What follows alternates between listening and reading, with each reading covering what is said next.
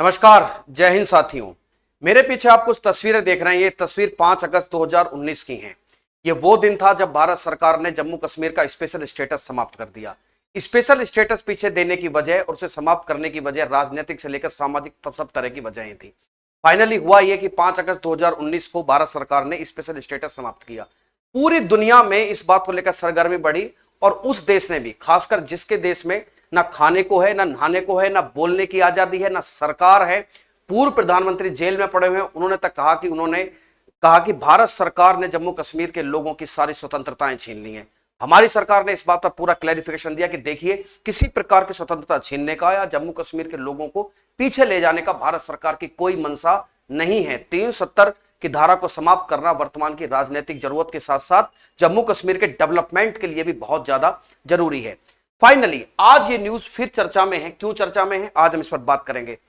जम्मू कश्मीर में भारत सरकार ने अपना वादा पूरा किया कि देखो भैया, बात यह है कि आपको निराश करने की हमें कोई जरूरत भी नहीं है और ना हम आपको निराश करना चाहते हैं, ना ही हम आपकी किसी प्रकार की स्वतंत्रता का हनन करना चाहते हैं। और हम अब जम्मू कश्मीर में इलेक्शन कराने जा रहे हैं। देखिए साहब, हर आदमी लोकतंत्र की गवाही देता है। सब कहते हैं कि भैया लोकतंत्र होना चाहिए, सब लोग। तो उसका एक सबसे बड़ा तरीका क्या है? द सिंगल वे, चुनाव कराए जाएं। भाई वही डेमोक्रेसी है। अभी कोई सरकार आपके पॉलिटिकल राइट्स का हनन नहीं करना चाहती है, कोई सरकार आपकी तरक्की चाहती है। भाई इसका सबसे बड़ा सबूत क्या हो सकता है? वही ना कि चुनाव कराए जाए। क्या करा जाए? चुनाव। फाइनली चुनाव कराने की घोषणा कर दी गई। हालांकि ये प्रेस रिलीज 16 अगस्त को चुनाव आयोग ने कहा कि वो जम्मू कश्मीर में चुनाव कराने जा रही है। मसला बहुत बड़ा था और फाइनली ये भी सुर्खी बनती चली गई और पूरी दुनिया में इस खबर ने सुर्खियों में रही कि जम्मू कश्मीर में चुनाव हो रहे हैं। खासकर उन लोगों के मुंह पर तमाचा जो कहते थे कि नहीं, जम्मू कश्मीर को भारत सरकार दबा के रखना चाहती है। वो लोग जो विदेश में हैं, ठीक है, जिन पे अपने घर की रोटी संभलती नहीं है। और फाइनली हमारे यहाँ एक चीज चलती है कि आधी रोटी पे दाल ले लेना। तुम्हारे पास खुद के पास कुछ नहीं है, लेकिन हम पे कीचड़ उछालने के लिए उनके पास खूब दमखम आ जाता है। खुद कर्जे के जाल में फंसे हुए हैं, बिकने के कगार पे हैं, लेकिन नहीं, भारत के खिलाफ बोलते रहो तो कम से कम चर्चा तो मिलती रहेगी, दुनियादारी में पूछताछ तो आपकी होती रहेगी। लोग आपको पूछेंगे कि आपने भारत के बारे में ऐसा बोला था। चलिए साहब, तो फाइनली बात यह आई कि भैया इलेक्शंस की डिक्लेरेशन कर दी गई। लेकिन अब इससे बड़ा मसला यह उठता है कि जम्मू कश्मीर में यह चुनावी जो सरगर्मी शुरू होने वाली है, इसका ऊंट किस करवट बैठेगा? सबसे पहले तो मैं ये कहूंगा कि यह लोकतंत्र की जीत, जो इलेक्शन होने जा रहे हैं। देखिए प्यारे साथियों, मैं ये भी मानता हूं कि वर्तमान में ये जो इलेक्शन होने जा रहे हैं, इनके खास मायने और भी मैं किस कंसर्न में देख रहा हूं। आप नोट कीजिए, जम्मू कश्मीर में हाल फिलहाल में अचानक से आतंकवादी घटनाएं बढ़ रही हैं और ये आतंकवादी घटनाएं जम्मू संभाग में बढ़ रही हैं। अचानक से तुम देख रहे हो ना, डेली कुछ बाढ़ सी आ गई है, कुछ ना कुछ डेली होता रहता है। इस पर मैं आपसे फिर कभी बात करूंगा, लेकिन आज मैं इस मसले पर बात करने के लिए आपको थोड़ा सा पीछे लेके जाऊंगा ताकि आपको चीजें क्रिस्टल क्लियर हो। क्या है कि यह मामला? मैंने बताया कि 5 अगस्त 2019 की तारीख जम्मू कश्मीर का स्पेशल स्टेटस समाप्त कर दिया गया और फाइनली बात ये निकल कर आई कि जैसा भारत में होता है, लोगों ने मुंह उठाया और पहुंच गए कहां? क्योंकि राजनीतिक रोटियां सेकना तो हमारे यहां चलता ही है। कुछ लोगों ने तर्क भी दिए, लेकिन कुछ लोग बिना तर्क के भी, भाई कुछ लोगों को सुर्खी। एक फिल्म मैंने देखी थी कि अच्छा वो आप हैं जो मशहूर होने का शौक रखते हैं, तो कुछ लोग वास्तव में मशहूर होने का शौक रखते हैं और फाइनली सुप्रीम कोर्ट पहुंचे। उन्होंने कहा कि यह पूरी तरीके से असंवैधानिक है और यह पूरी तरीके से गलत हुआ है, जम्मू कश्मीर का स्पेशल स्टेटस आप साफ नहीं कर सकते। फाइनली बात यह निकल कर आई कि सुप्रीम कोर्ट ने कहा 11 सितंबर 2023 की यह घटना है, जिसमें सुप्रीम कोर्ट ने कहा कि भैया बात यह है कि किसी प्रकार की गड़बड़ नहीं हुई है। ठीक है, ये सितंबर की घटना है, दिसंबर है, लेकिन 11 सितंबर 2023 की यह घटना है। सुप्रीम कोर्ट ने कहा कि भारत सरकार का यह डिसीजन, इसमें कोई भी किसी भी प्रकार की साफ खामी नहीं है और पूरी तरीके से संवैधानिक है, जो स्पेशल स्टेटस समाप्त किया गया। समझ गए आप?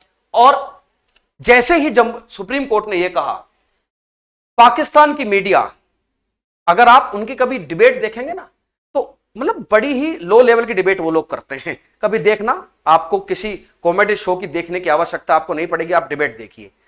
बस भारत में कुछ हुआ तो सीधी सी बात है, रोटी चल पड़ी और फाइनली लिखना शुरू किया। सुप्रीम कोर्ट ने कहा कि 370 को निरस्त करने का जो फैसला है वो पूरी तरीके से संवैधानिक है और साथ में कहा कि सरकार कोशिश करे कि जम्मू कश्मीर में इलेक्शन कराए। क्या कराए? इलेक्शन कराए। बात भी सही है, चेक एंड बैलेंस का मामला है। ठीक है, 30 सितंबर 2024 तक इलेक्शन कराए और इलेक्शन कराकर बताए कि भैया लोग मतलब ये मैसेज दे पूरी दुनिया में कि सब ठीक है और हम पूरी तरीके से जो लोकतंत्र के पहरी के रूप में हमारी पहचान है वो आज भी है और वो हमेशा बनी रहेगी। पाकिस्तान की मीडिया को तो ऐसे मानो काम मिल गया। पाकिस्तान की मीडिया ने कहा कि देखिए बहुत हमें उम्मीद थी सुप्रीम कोर्ट से, सुप्रीम कोर्ट ने भी हमें निराश किया है और फाइनली वही बात कि जम्मू कश्मीर के लोगों की स्वतंत्रता छीन ली गई है। ठीक है, अपना घर देखिए जरा एक बार जाकर, तो तुम्हें स्वतंत्रता शब्द से तुम्हें पर्सनली सोचोगे तो शायद आप इस चीज के 1% भी इसके आसपास नहीं है कि लिबर्टी जैसी चीज आप बोले कैसे। मतलब हमारे यहां चीज चलती है कि मुंह और मसूर की दाल, आपके मुंह से स्वतंत्रता जैसा शब्द आप बात करते हो। चलिए बोलने दीजिए, अखबार तो बेचना ही था। लेकर जियो न्यूज, डॉन रिपोर्ट, सबने कहा कि हमें बड़ी उम्मीदें थी और साथ में कहा कि अंतरराष्ट्रीय संगठन भी इस बात को कहते हैं कि जो भारत सरकार है, जो हिंदूवादी राष्ट्रवादी सरकार है, वो मुस्लिमों के अधिकारों को दबाना चाहती है। करते रहिए, क्योंकि इसके सिवा, बकवास करने के सिवा आपके पास जनरली वैसे भी कोई काम है नहीं। चलिए साहब, जैसे ये बात आई, देखिए मैंने आपको बताया कि सुप्रीम कोर्ट ने कह दिया था कि आप as soon as possible election कराइए वहां पर। अच्छी बात है, लेकिन मेरे प्यारे साथियों आप जानते हो कि इलेक्शन कराना आसान नहीं होता है।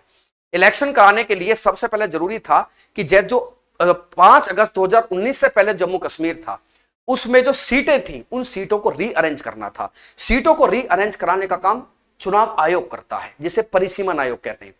आप एक चीज देखिए, 6 मार्च 2020 को परिसीमन आयोग का गठन कर दिया गया। सुप्रीम कोर्ट का फैसला कब आया? 2023 में। इसका मतलब बात साफ थी कि भारत सरकार की पूर्ण मंशा वहां पर इलेक्शन कराने की थी। लेकिन वही बात है ना कि एक चीज है ना कि कौवा कान ले गया, कौवा कान ले गया। इंसान को एक बार अपने कान पे हाथ लगा के देख भी लेना चाहिए कि क्या वास्तव में कौवा कान ले गया है। हल्ला मचाया गया कि आजादी खत्म कर देंगे, स्वतंत्रता खत्म कर दी जा रही है, बाहर के लोगों को बसा रहे हैं। 6 मार्च 2020 को परिसीमन आयोग का गठन इस बात को साबित करता है कि भारत सरकार की पूरी मंशा किसमें थी? इलेक्शन कराने में थी। लेकिन हम कुछ सीट्स को रीअरेंज करना चाहते थे परिसीमन आयोग के माध्यम से। यह काम परिसीमन आयोग का ही होता है। आप में से बहुत सारे बच्चे मुझसे पूछेंगे, सर परिसीमन आयोग क्या है? कौन व्यक्ति किस विधानसभा में या किस लोकसभा में वोट देगा, इसको परिसीमन आयोग कहते हैं। कि भैया आज के बाद आप इस विधानसभा में थे, अब आप यहां वोट देंगे। परिसीमन आयोग आया।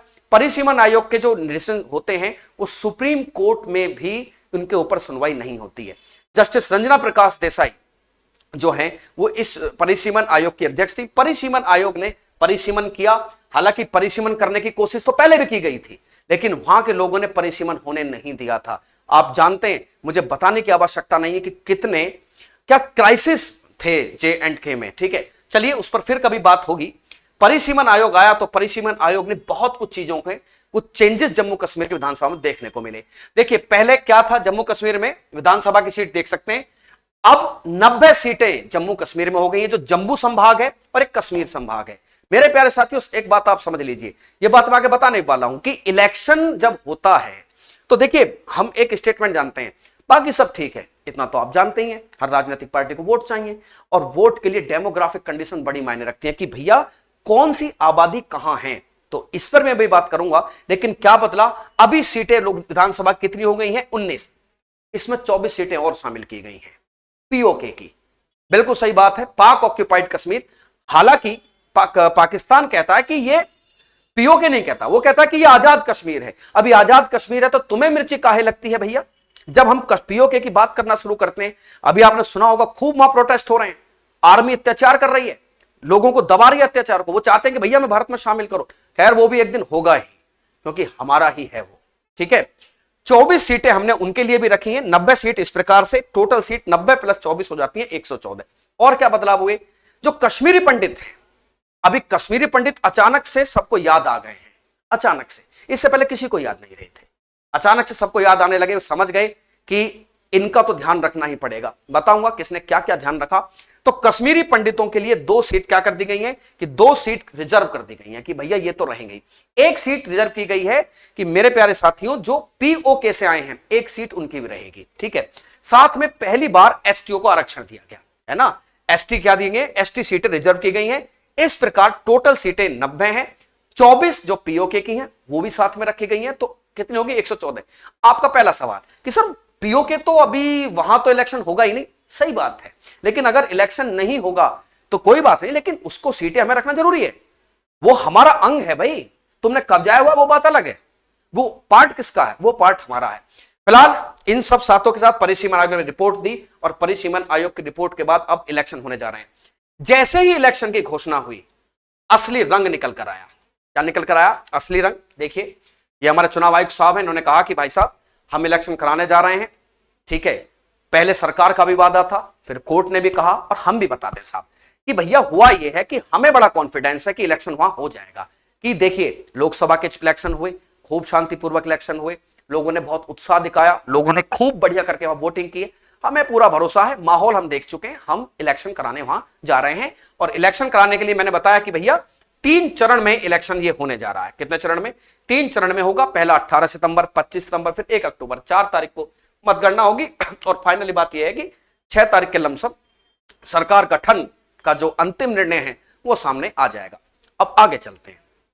इलेक्शन की डिक्लेरेशन हुआ। इलेक्शन डिक्लेरेशन होते ही सब लोग सामने आए। किसी ने कहा, देखिए वही मुद्दा बनाया कि 370-35 को पुनः बहाल करने का प्रयास करेंगे, पाकिस्तान से बातचीत करने का प्रयास करेंगे। तुम्हें क्यों करनी है पाकिस्तान से बातचीत? यह विदेश का मामला है, यह भारत सरकार का मामला है। तुम्हें इतना इंटरेस्ट क्यों आता है पाकिस्तान में? ठीक है, तुम्हारे अंदर कौन सा ऐसा सॉफ्ट कॉर्नर है? इनको क्या लगता है, मैं बताता हूं। अरे जिस देश के पास खुद के खाने को नहीं है वो तुम्हारा क्या भला कर सकता है? सबने वादा करने शुरू किए। अच्छा, एक चीज आजकल और चल रही है, बिजली फ्री, पानी फ्री। वो तो आप देख ही रहे हो, देश में एक ऐसी परंपरा ही चल पड़ी है। अब ये सही है या गलत, इसके ऊपर तो ये तो डिबेट का विषय है, लेकिन ये एक ट्रेंड चल पड़ा आजकल कि सही है, मतलब क्या है ये, फ्री बिजली दो, फ्री पानी दो। उन सब के साथ साथ जो मेन मुद्दे छाए रहे, जो उमर अब्दुल्ला साहब हैं, उन्होंने भी कहा, अभी 2 घंटे पहले की मैं न्यूज बता रहा हूं, 2 घंटे पहले उमर अब्दुल्ला साहब और कांग्रेस कह रही है कि हम लोग मिलकर इलेक्शन लड़ने वाले हैं। राहुल गांधी जी, मल्लिकार्जुन खड़गे साहब वहां पहुंच भी गए थे। 2 घंटे पहले की न्यूज बता रहा हूं कि हम लोग मिलकर इलेक्शन लड़ेंगे। ठीक है, आजकल तुम्हारा उत्साह भी चरम पे है, क्योंकि मिलकर इलेक्शन लड़ने से कुछ तो तुमने हासिल किया ही है। चलिए ठीक है, जो भी किया, जो भी करें आप, अच्छा ही हो, हम तो ये कहते हैं।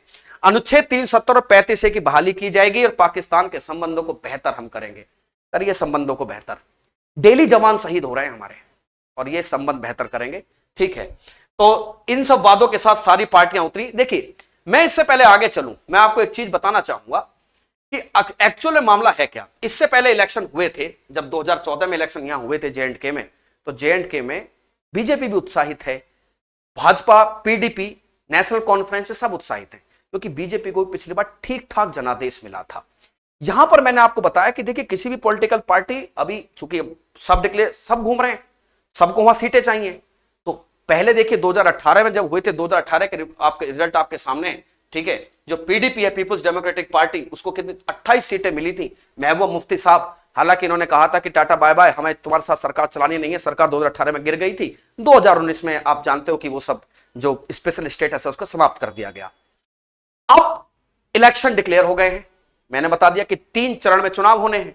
3 चरण में J&K में चुनाव होने।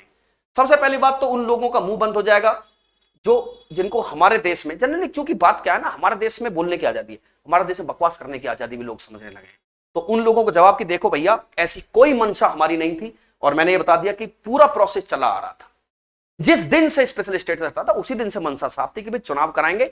और रही बात स्टेटहुड की, ठीक है, लेट्स सी, उस पर भी बात होगी, है ना। ऐसा नहीं है, किसी भी चीज को आप क्रमिक रूप से देखते हो, ग्रेजुअली चीजें देते हो ना, अचानक से नहीं। और इसके लिए देखो, अगर ये जम्मू कश्मीर के नेताओं को और वहां की अगर आवाम हल्की सी भी अगर कोई सॉफ्ट कॉर्नर रखती है, उन्हें समझना चाहिए कौन आपको स्टेटहुड नहीं लेने दे रहा। मैं बताता हूं, आपको पाकिस्तान नहीं लेने दे रहा। ये आदमी वहां टेररिज्म फैलाता है। जब टेररिज्म फैलेगा तो हर सरकार के मन में यह बात आ जाएगी कि अभी अशांति है। तो आप ये समझो ना, दुश्मन है कौन, पर किससे हम बेहतर संबंध करें। अगर आपकी प्रगति में कोई बाधा है तो वो जिसे तुम अपना सखा मान बैठे हो, जिसे अपना सगा मान बैठे हो, ये आदमी सबसे बड़ी बाधा है। कौन? That is Pakistan.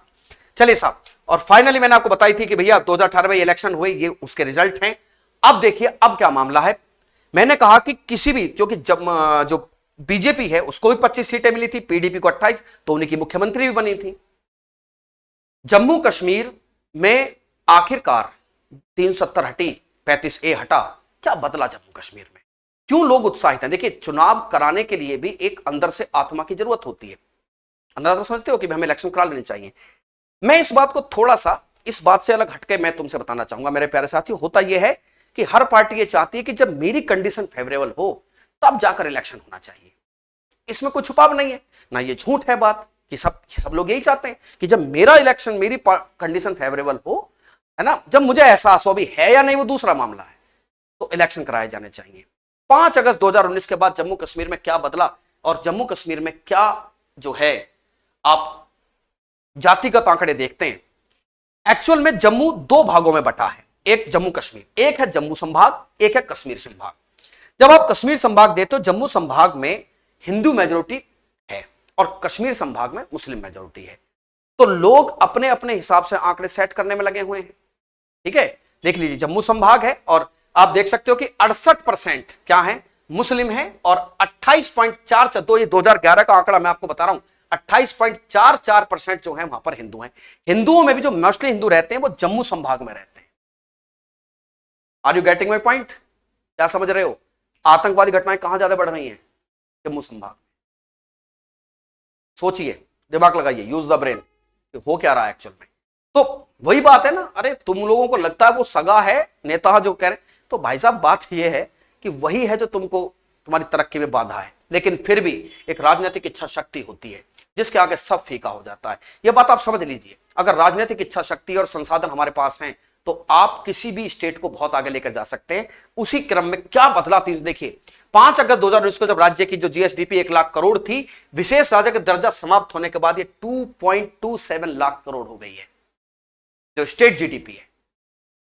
तो ऑब्वियस बात है कि अब तो कुछ शक शुबा रही नहीं ना कि भाई पैसा बढ़ा कैसे।